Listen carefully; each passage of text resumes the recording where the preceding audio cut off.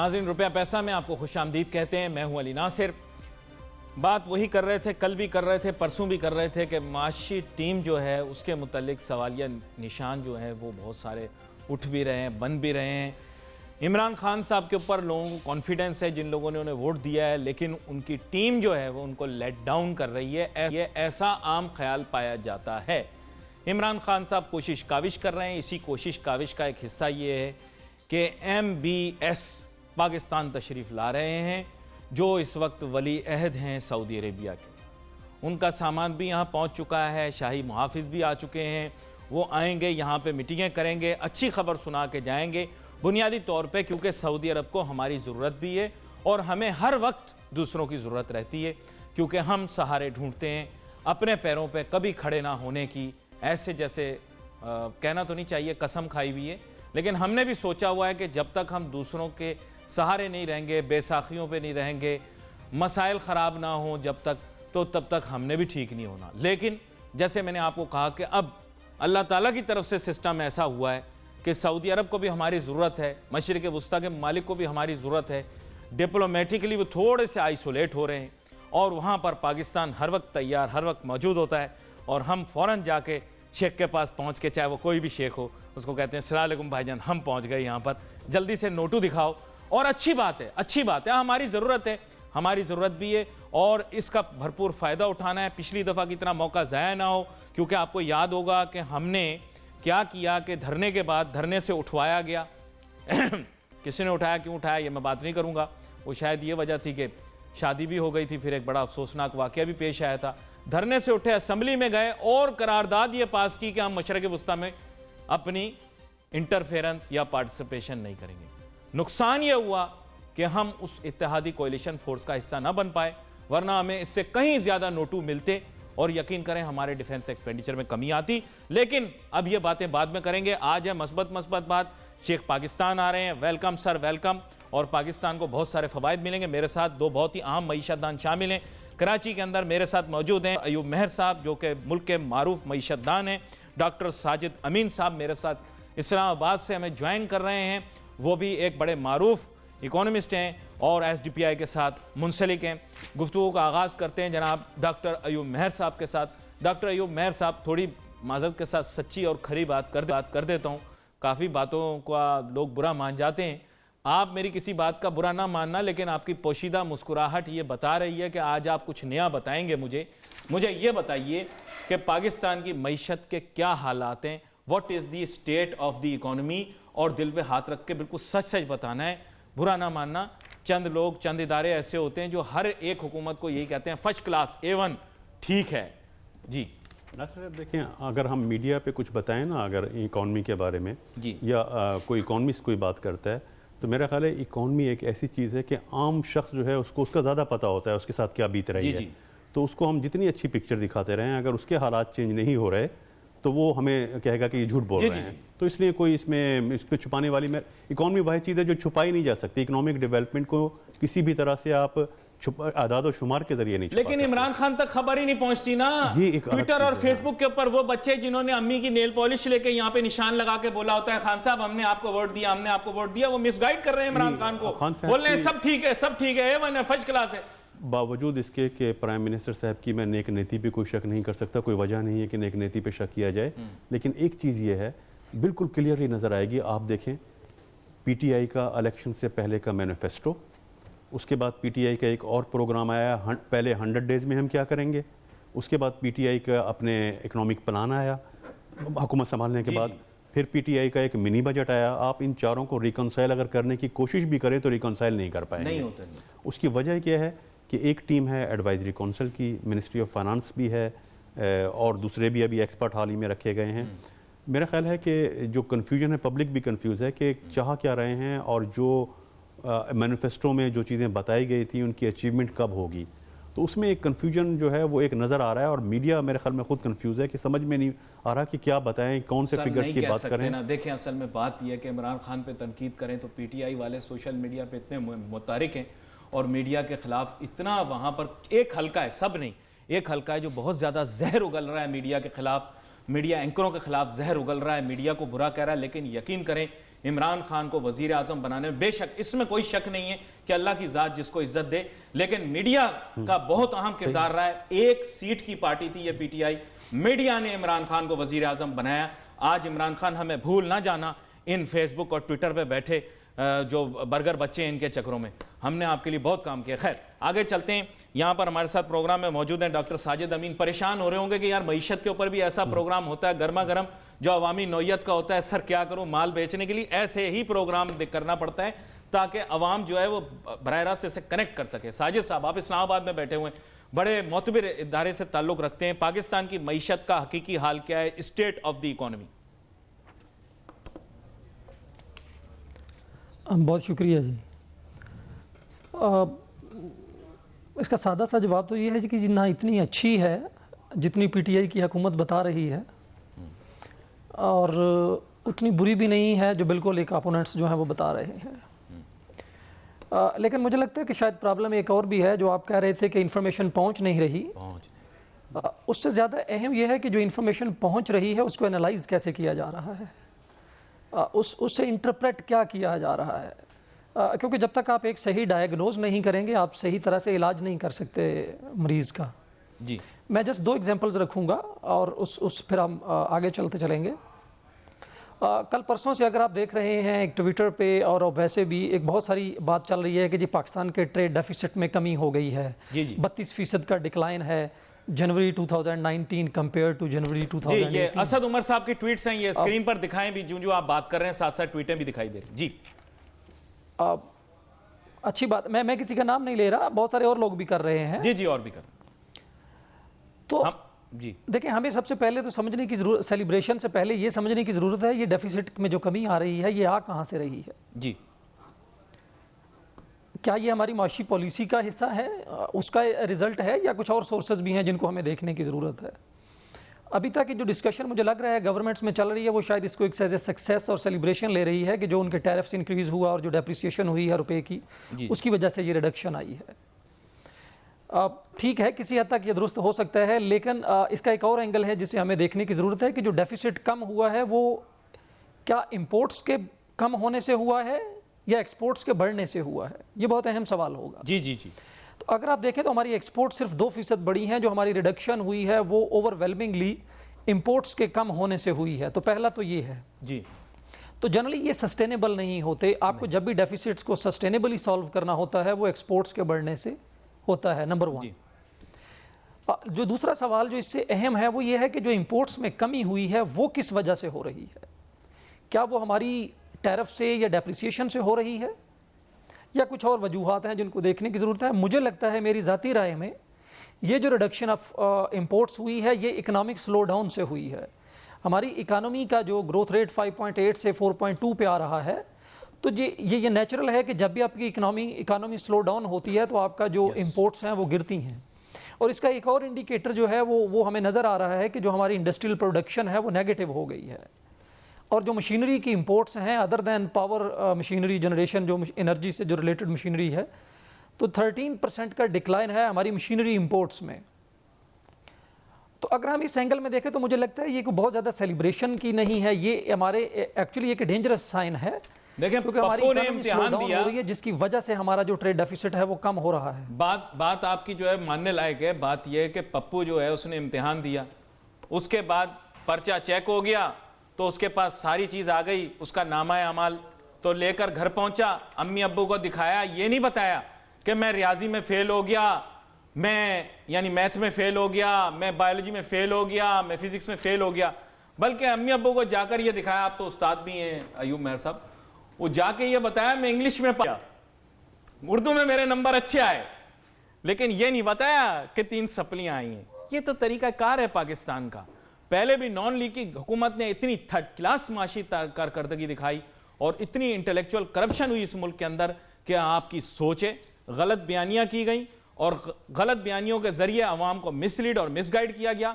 बिल्कुल non league की कारकर्दगी थर्ड क्लास थी। इसीलिए मैं पीटीआई वालों को कहता हूं कि अपनी कारकर्दगी को आप बेहतर करें, वक्त के साथ साथ इंप्रूवमेंट लाएं। यहां पर एक छोटी सी ब्रेक लेते हैं, फिर आकर अपनी गुफ्तगू जारी रखते हैं। Let's take a short break.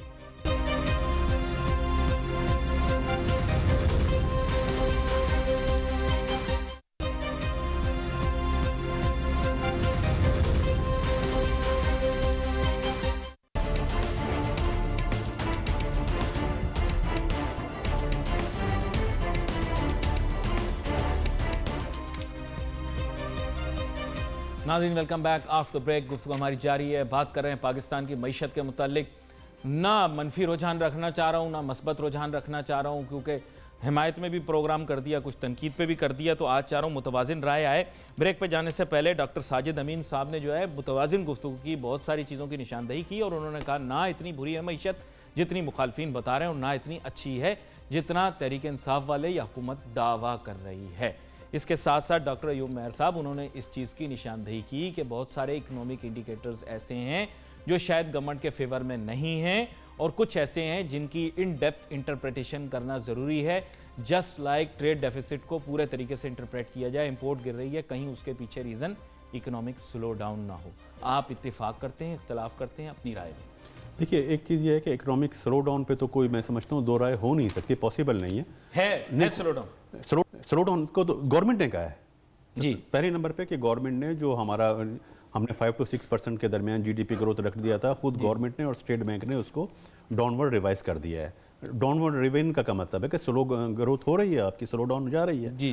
दूसरा ये कि अभी 2 दिन पहले जो मूडीज़ की रिपोर्ट आई है बैंक्स के मुतालिक, जिसमें उन्होंने इनकी रैंकिंग जो है स्टेबल से हटा करके उन्होंने इनकी रैंकिंग को नेगेटिव पर ले गए हैं। नहीं, वो तो मैंने सुना है कि किसी एक कमेटी के मेंबर ने कह दिया बैनुल-अक़वामी तंजीमें हम पे दबाव डालने के लिए। नहीं, उसके रीजन देते हैं। अगर देखें कोई इस तरह की रिपोर्ट आती है तो उसके पीछे पूरा बैकग्राउंड बताया जाता है। इस तरह से इन रिपोर्ट्स पे बिलीव नहीं किया जाता। बिल्कुल सही बात। उसमें जो 2 रीजन बताए गए हैं, दोनों रीजन बहुत इंपॉर्टेंट हैं। एक रीजन नासिर साहब ये बताया गया है कि उसमें एक चीज़ ये हुई है कि इकोनॉमी का स्लो डाउन टॉप 1 रीजन बताया गया है कि इकोनॉमी में इकोनॉमिक जो एक्टिविटीज़ हैं पाकिस्तान में वो स्लो हो गई हैं। और इसका मतलब पता है स्लो डाउन होने का, कि एम्प्लॉयमेंट भी कम हो जाएगी, आपकी इन्वेस्टमेंट भी कम। स्लो डाउन होने की बात बहुत आगे जाती है। दूसरा एक रीजन नहीं, आपने घबराना नहीं है, आपने देखें घबराना नहीं है। स्लो डाउन भी हो गया तो कोई बात नहीं, अगर लीडर की नीयत साफ हो तो मईशत ठीक हो सकती है। अच्छा, दूसरा नहीं, नीयत साफ के बाद दूसरा स्टेप आता है कि उसको एनालाइज करना, अंडरस्टैंड करना और अप्रोप्रिएट स्टेप लेना, अकॉर्डिंगली पॉलिसी बनाना। दूसरा जो मूडीज़ की रिपोर्ट में चीज़ इंडिकेट की गई है वो ये कि गवर्नमेंट ने जो डेफिसिट फाइनेंसिंग का सोर्स है वो टूवर्ड स्टेट बैंक डाइवर्ट कर लिया है। स्टेट बैंक डोमेस्टिक बोरोइंग होगी। डोमेस्टिक बोरोइंग जो है वो भी कमर्शियल बैंक में से पहले हम ले रहे थे ना। जो लास्ट बजट, अगर आपको याद हो, जो हुकूमत का बजट आया था मिफ्ता इस्माइल साहब का, जी, उन्होंने कमर्शियल बैंक से 1 ट्रिलियन रुपीज़ की बोरोइंग उसमें प्रोवाइड कर दी थी, प्रोविज़न रख दिया था, जो पाकिस्तान की हिस्ट्री में हाईएस्ट था जो बैंक से बोरोइंग की जाएगी। जी। अभी क्या हुआ है कि कमर्शियल बैंक से गवर्नमेंट ने फोकस हटाया और स्टेट बैंक की तरफ चले गए। सेंटर मतलब है वो सिंपल क्या है कि नए नोट छापे जा रहे हैं, तो वो मतलब एक तो स्लो डाउन हो गया, दूसरा आप बैंकिंग सिस्टम को यहाँ से खतरा हुआ, तो वो उससे तो इन्फ्लेशनरी प्रेशर आएगा। डेफिनेटली आएगा। दूसरा ये कि महंगाई बढ़ेगी आवाम के लिए, अगर जो समझना। कमर्शियल बैंक रिस्क में आ गए। कमर्शियल बैंक के डिपॉजिट भी बढ़े हैं, एडवांसेस भी बढ़े हैं। अगर कमर्शियल बैंक का आप डेटा देखें ना गुज़िश्ता 7 माह का, जी जी, एडवांसेस भी बढ़े हैं, डिपॉजिट्स भी बढ़े हैं पिछले साल की निस्बत। जो सीरियस डिक्लाइन आया है वो डिक्लाइन आया है कि कमर्शियल बैंक की जो इन्वेस्टमेंट होती, जो एसेट्स में इन्वेस्टमेंट होती थी, उसमें बहुत सीरियस डिक्लाइन नज़र आएगा आपको। इन्वेस्टमेंट में डिक्लाइन आने का क्या मतलब है? स्लो डाउन इसी को तो कहते हैं, यही तो स्लो डाउन हो रहा है इकॉनमी में। जब इकोनॉमिक एक्टिविटीज़ स्लो हो रही हैं, इन्वेस्टमेंट स्लो होगी, तो अल्टीमेटली क्या होगा कि अल्टीमेटली फिर ये होगा कि पूरी इकॉनमी और बैंकिंग सिस्टम उसकी वजह से रिस्क में आ रहा है। और ये चीज़ देखिए रिकॉन्साइल कर रही है गवर्नमेंट और स्टेट बैंक का जीडीपी ग्रोथ रेट को डाउनवर्ड रिवाइज करना। मूडीज़ की रिपोर्ट में इसको एक इंडिकेटर अच्छा, दिल पे हाथ रख के छोटी सी बात, स्टेट बैंक के स्टैटिस्टिक्स मोतबर हैं? स्टैटिस्टिक्स पाकिस्तान सर थोड़ी सी ज़बान हिचके, अनफॉर्चुनेटली शायद किसी के भी मौतबर ना हो, लेकिन स्टेट बैंक अभी तक ऑटोनोमस बॉडी, तो मैं उसको नहीं कह सकता कि उसके गवर्नमेंट से इंडिपेंडेंट होंगे।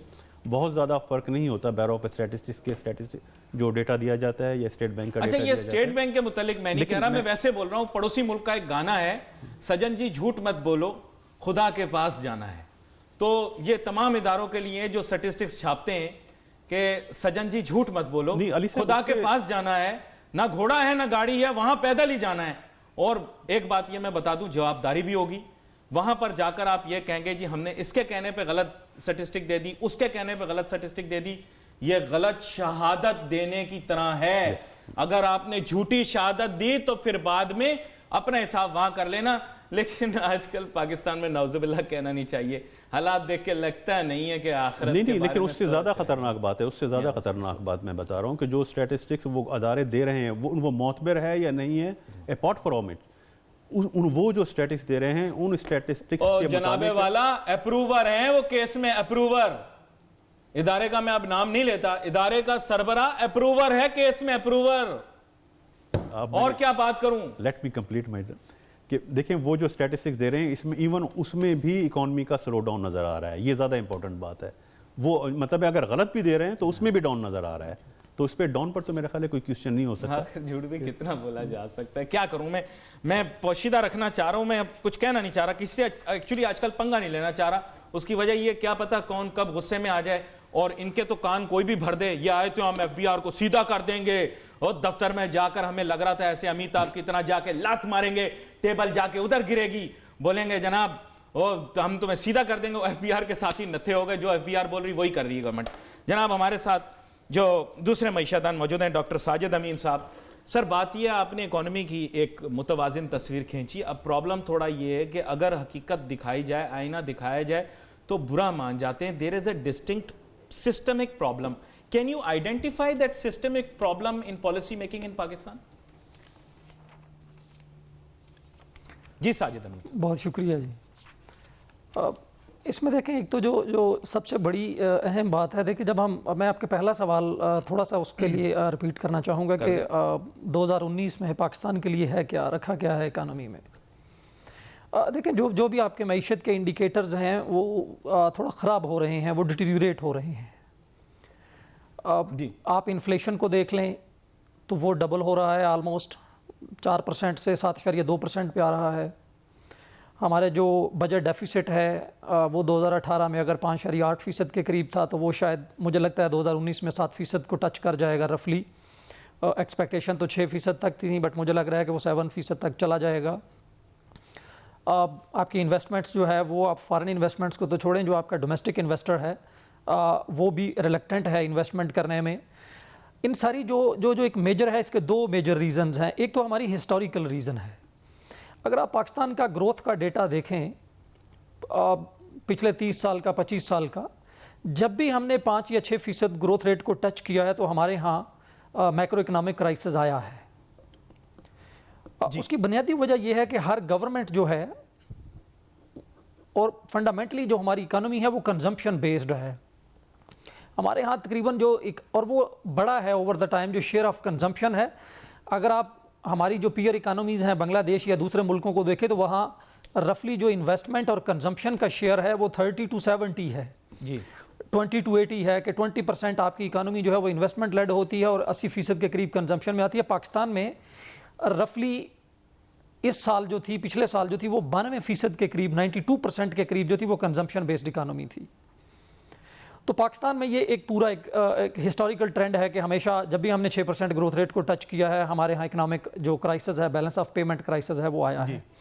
लेकिन इस मौजूदा गवर्नमेंट में मैंने शायद पहले भी आप ही के प्रोग्राम में कहा है, वो जो एक पॉलिसी अनसर्टेनिटी है और जो एक इकोनॉमिक अनसर्टेनिटी है, वो एक बहुत बड़ा मेजर फैक्टर प्ले कर रहा है, चीज़ों को कैटलाइज कर रहा है खराबी की सूरत में, खराबी की तरफ ज़्यादा उनको वो कर रहा है। अभी तक मसलन अगर आप देखें IMF के पास जाना या नहीं जाना, अब प्राइम मिनिस्टर साहब एक तरफ मुलाकात कर रहे हैं MD के साथ और अगले दिन ही हमारे जो रिलेटेड मिनिस्टर हैं वो कहते हैं कि अभी तक तय नहीं है कि हमने जाना है कि नहीं जाना, अभी कोई डील नहीं हो रही है। तो वो जो एक अनसर्टेनिटी है वो आपकी इन्वेस्टमेंट को, आपके इन्वेस्टर्स को जो एक कॉन्फिडेंस है इकानमी के अंदर, उसको सही नहीं रखती, उसको ख़राब करती है। तो मतलब कहने का ये कि जो पॉलिसी अनसर्टेनिटी है, इस पर गवर्नमेंट को काबू पाना होगा। अब मैंने आप ही के शायद प्रोग्राम में ये कहा था कि जो एक बहुत अहम चीज़ होगी कि इकानमी पे कम से कम बोलें और ज़्यादा से ज़्यादा करें। हम इकानमी पे बोल ज़्यादा रहे हैं, काम कम कर रहे हैं। यही तो हमारा कमाल है। जिसकी वजह से जो ब्रेक लेनी है, ब्रेक के बाद वापस आऊंगा। बहुत अहम आपने बात की है, लेकिन लोग बातों में ही आते हैं, कामों में कहाँ आते हैं। हमारे लोग दावों को मानते हैं, वादों को मान जाते हैं, पूरा करो ना करो they don't care. I am seeing this for such a long time. मैं थोड़ी बहुत अपनी ऑब्जर्वेशन दूंगा लेकिन सबसे आखिर में, लेकिन यहाँ पर एक छोटी सी ब्रेक लेनी है, ब्रेक के बाद वापस आते हैं, तो जाएगा।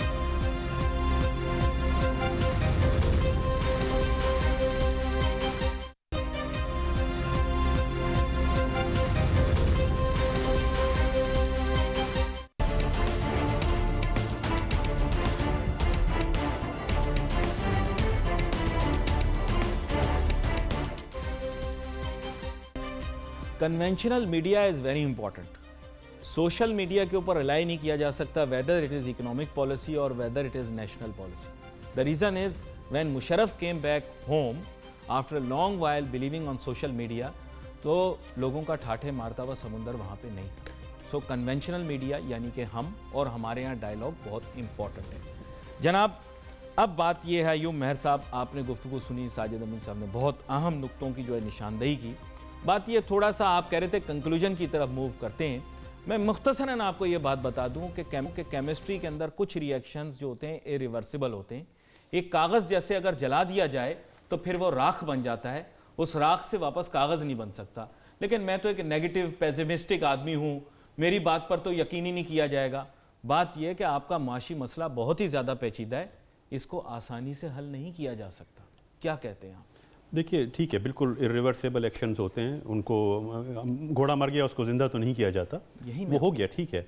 लेकिन इकोनॉमिस्ट का काम क्या है, इकोनॉमिक पॉलिसी क्या चीज़ है, किस मर्ज़ की दवा है कि जो रिसोर्सेज आपको क्रिएट करने होते हैं, ये बताना कि हमारे पास रिसोर्सेज नहीं है, ये कोई पॉलिसी नहीं है कि रिसोर्सेज है ही नहीं, या लोग लूट के चले गए, वो ये पॉलिसी नहीं है। आप बताएं, इन्फॉर्म ज़रूर करें, लेकिन अल्टीमेटली इकोनॉमिक पॉलिसी का मकसद ये होता है आप बताएं रिसोर्सेज जनरेट कहाँ से करेंगे, कहाँ से क्रिएशन होगी, और जो उसकी बॉटम लाइन है। आज अगर पूछा जाए ना टेक्निकल या इकोनॉमिक्स की लैंग्वेज में, आज पाकिस्तान का minimum required rate of growth है 7%। साजिद साहब ने एक चीज़ की तरफ अभी इंडिकेशन दिया कि जैसे ही हम 5-6 पे पहुंचते हैं कुछ ना कुछ मिसहैप हो जाता है। भाई मिसहैप किया जाता है या हो जाता है, ज़रा ये इसको भी देखना पड़ेगा। हाँ, अब ये ना कहना कि मजमूम साजिश हो गई पाकिस्तान के खिलाफ। नहीं, साजिशें तो बहरहाल एक रही हैं, पाकिस्तान को फेस करता रहा है, हम भी कम नहीं है, हमें भी करनी चाहिए। आप मैं आपको बताऊं, साजिशों के मास्टर हैं हम, हमारे साथ कोई साजिश कर ले नहीं, लेकिन पाकिस्तान के साथ होता रहा है। और दूसरा ये कि मिनिमम जब रिक्वायर्ड रेट ऑफ ग्रोथ आपका 7% है, उससे नीचे अगर ग्रोथ हो रही है तो आपकी जो पर कैपिटा इनकम का स्ट्रक्चर है, जो आपकी पॉपुलेशन है, जितना आपका जीडीपी का साइज है, लेस देन 7% ट्रिकल डाउन नहीं हो सकता। ट्रिकल डाउन ना होने का मतलब ये है, आप जो बात करते हैं एम्प्लॉयमेंट अपॉर्चुनिटीज़ क्रिएट करने की, पॉवर्टी कम करने की, देखें लेस देन 7% पे कोई पॉसिबिलिटी नहीं है। चलें, आप सोल्यूशन बता रहे हैं, आउट ऑफ द बॉक्स ना करें, मैं आपको बता देता हूं जो इन्होंने बताया। 5 मिलियन होम्स बनाएंगे, कंस्ट्रक्शन इंडस्ट्री, एलाइड इंडस्ट्रीज को बूस्ट करेगा, एम्प्लॉयमेंट मिलेगी, etcetera etcetera. Where from sources, अब फिर वही बात हो जाएगी। पॉलिसी क्या है, इसका पैसा फॉरेन इन्वेस्टर से आएगा, आप कहीं से डेट अरेंज कर रहे हैं। देखें, जो भी पॉलिसी बनाई जाती है उसके इफेक्ट भी हैं, साइड इफेक्ट्स भी हैं, साइड इफेक्ट्स भी होते हैं। बताना ज़रूरी है, ट्रांसपेरेंसी ज़रूरी है कि किस पे ज़द पड़ने वाली है। आपने कहा था कि हम टैक्स का टारगेट जो है शुरू में बताया था 4 ट्रिलियन से 8 ट्रिलियन रुपीस पे ले जाएंगे। नए 4 ट्रिलियन टैक्स लगेंगे ना भाई, किस पे लगेंगे? ठीक, ज़रूरत है मुल्क को, आप टैक्स टू जीडीपी रेशो बनाएं, आप रिसोर्स क्रिएट करें, वो रिसोर्स जो हैं जीडीपी की ग्रोथ के लिए और पॉवर्टी कम करने के लिए यूटिलाइज़ करें, ट्रांसपेरेंसी रखें, बिल्कुल करें, उसकी ज़रूरत है पाकिस्तान को। आप पॉलिसी दें, कहाँ से टैक्स कलेक्ट होंगे, एडमिनिस्ट्रेटिवली सिस्टम को इम्प्रूव किया जाएगा, या नए टैक्स पेयर ढूंढे जाएंगे, या नए टैक्स लगाए जाएंगे। 50 लाख घर बनाने हैं, 1 करोड़ नौकरियां देनी है, रिसोर्सेज तो चाहिए ना। इकोनॉमिक पॉलिसी ये है कि वो आप नहीं, और नहीं, ये तो फिर आप फेल कर रहे हैं प्रोजेक्ट को। नहीं, ये नहीं बात हो सकती, ये रिसोर्सेज मेथड बताएं, पॉलिसी बनाएं। मैं फेल नहीं, जो इनकी ख्वाहिश है, मेरी भी ख्वाहिश है, आपकी भी ख्वाहिश है, इस मुल्क के लोगों की भी ख्वाहिश है। ऐसी गालिब कह गया, वो इकोनॉमिस्ट था असल में, इकोनॉमिस्ट था गालिब। मैं आपको बताऊं, उसने एक शेर के अंदर यह बता दिया कि दुनिया में स्कार्स रिसोर्सेज है और स्कार्स रिसोर्सेज के साथ अनलिमिटेड या इनफिनिट जो है वो नीड्स और डिमांड्स को पूरा करना है आवाम की। देखिए साजिद अमीन साहब, अब बात यहां पर बड़ी अहम की है अय्यूब मेहर साहब ने कि जनाब फिर सवालात उठेंगे, बातें पूछी जाएंगी, इकोनॉमिस्ट बड़े स्ट्रक्चर्ड अंदाज में सवाल पूछेगा। मैं तो आपको वो बता रहा हूं जो सोल्यूशंस हुकूमत ने बताए हैं। I mean, they are not going to ask you for solutions. They have already devised certain solutions and they have put them forward in front of you. कितनी compliance हुई है आप बताएं। बहुत शुक्रिया जी एक दफ़ा फिर। मैं इस आपके सवाल से आने से पहले मैं 2 चीज़ें थोड़ी सी ज़रा सामने रखता हूँ। एक तो मुझे लगता है कि शायद हमें ये जो कॉन्स्पिरेसी थ्योरीज हैं इनसे बाहर आना पड़ेगा, वेरी फेयरली स्पीकिंग। ओके, हमारे ग्रोथ स्ट्रक्चर के अंदर प्रॉब्लम है। हमारा ग्रोथ स्ट्रक्चर कंजम्पशन बेस्ड है, इंपोर्ट लेड बेस्ड है। देखें हमारी ग्रोथ के शेयर में एक्सपोर्ट्स का सिर्फ less than 5%, less than 8% share है। आपके रेवेन्यूज़ कहाँ से आएंगे? जब आपकी एक्सपोर्ट्स नहीं है तो आपका रेवेन्यू नहीं आता, जब आपके पास रेवेन्यू नहीं आता तो इंपोर्ट्स का पे करने के लिए आपका डेफिसिट बढ़ता है, उसको पे करने के लिए आपको बारोइंग करना पड़ती है, और ये बहुत सारी चीज़ें उसमें हैं। तो एक तो ये हमारे स्ट्रक्चर के अंदर है जिसको चेंज करना पड़ेगा। ये बहरहाल एक लॉन्ग टर्म प्लानिंग है और एक बड़ी डिटेल डिस्कशन है। जहाँ तक रेवेन्यू कंस्ट्रेंट्स की बात है, मेरा ख्याल है देखें किसी भी इकानमी में पॉलिसी मेकिंग जो है उसके दो कंपोनेंट्स होते हैं, एक वो जो रेवेन्यूज़ पे डिपेंडेंट होती है और एक जो रेवेन्यूज़ पे डिपेंडेंट नहीं होती। देखिए, क्या अगर आपके पास रेवेन्यूज़ नहीं है तो क्या इसके लिए कितने रेवेन्यूज़ चाहिए कि आपकी पॉलिसी डायरेक्शन है क्या, इसको सेट करने के लिए कितने रेवेन्यूज़ आपको चाहिए।